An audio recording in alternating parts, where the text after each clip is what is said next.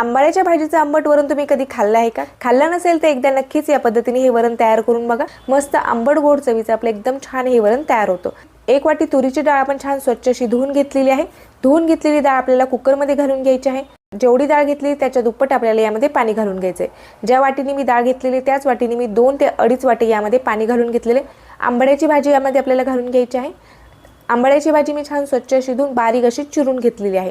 आंबाड्याच्या भाजीचे आपल्याला फक्त पानं घ्यायचे आहेत, काड्या अजिबात घ्यायचे नाहीयेत. आता ही चिरून घेतलेली आंबाड्याची भाजी आपल्याला यामध्ये घालून घ्यायची आहे.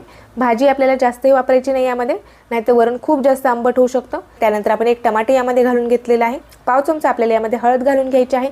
असं मिक्स करून घ्यायचं आहे आणि कुकरचं झाकण बंद करून कमी गॅसवरती आपल्याला 3 शिट्ट्या काढून घ्यायच्या आहेत. कमी गॅसवरती आपण कुकरच्या 3 शिट्ट्या काढून घेतलेल्या आहेत.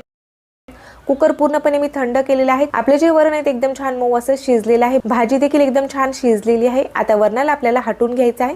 तर यामध्ये मी पाणी घालत आहे आणि वरण छान असं आपण फेटून घेतलेलं आहे. आता लगेचच आपल्याला वरणाला फोडणी देऊन घ्यायची आहे. कढईमध्ये आपण 1 ते 1.5 चमचा तेल घातलेलं आहे. तेल छान तापलेलं आहे. यामध्ये मी मोहरी घातलेली आहे. मोहरी छान फुटलेली आहे. त्यानंतर आपण जिरे घातलेले आहेत.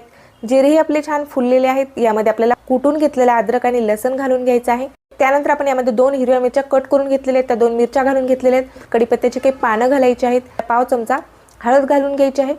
चिमूटभर हिंग घालून घ्यायचं आहे. हिंगामुळे वरणाला खूप मस्त अशी चव येते. लसण आणि मिरची तेलामध्ये आपल्याला छान अशी तळून घ्यायची आहे. मिरची आणि लसण आपण छान असा तळून घेतलेला आहे. फेटून घेतलेलं वरण आपल्याला यामध्ये घालून घ्यायचं आहे. गरजेनुसार यामध्ये आपल्याला पाणी घालून घ्यायचं आहे. तुम्हाला वरण किती पातळ हवं त्यानुसार तुम्ही यामध्ये पाणी ऍड करू शकता. तर मी यामध्ये 1 ते 1.5 ग्लास पाणी घातलेले. त्यानंतर आपण यामध्ये चवीपुरतं मीठ घालून घेतलेले. अर्धा चमचा आपल्याला यामध्ये मीठ घालून घ्यायचं आहे. आंबटपणा बॅलन्स करण्यासाठी आपण यामध्ये अर्धा चमचा साखर घातलेली आहे. साखरच्या ऐवजी तुम्ही गुळाचा देखील या ठिकाणी वापर करू शकता. तर वरण बघू शकता तुम्ही जास्त घट्ट नाही आहे किंवा जास्त पातळ नाही, एकदम छान रंग आलेला आहे वरणाला.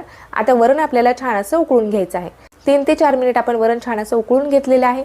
बारीक चिरलेली कोथिंबीर घालून घ्यायची. मस्त आंबट गोड चवीचं आंबाड्याच्या भाजीचं आपलं हे वरण तयार झालेलं आहे. भातासोबत अप्रतिम लागतं. भातासोबत खाऊ शकता, भाकरीसोबत खाऊ शकता, फुलक्यासोबत किंवा चपातीसोबत देखील तुम्ही वरण खाऊ शकता. चॅनलला सबस्क्राईब केले नसेल तर लगेचच चॅनलला सबस्क्राईब करा. फेसबुक पेज आणि इंस्टाग्राम पेजला देखील आपल्याला फॉलो करायला विसरू नका.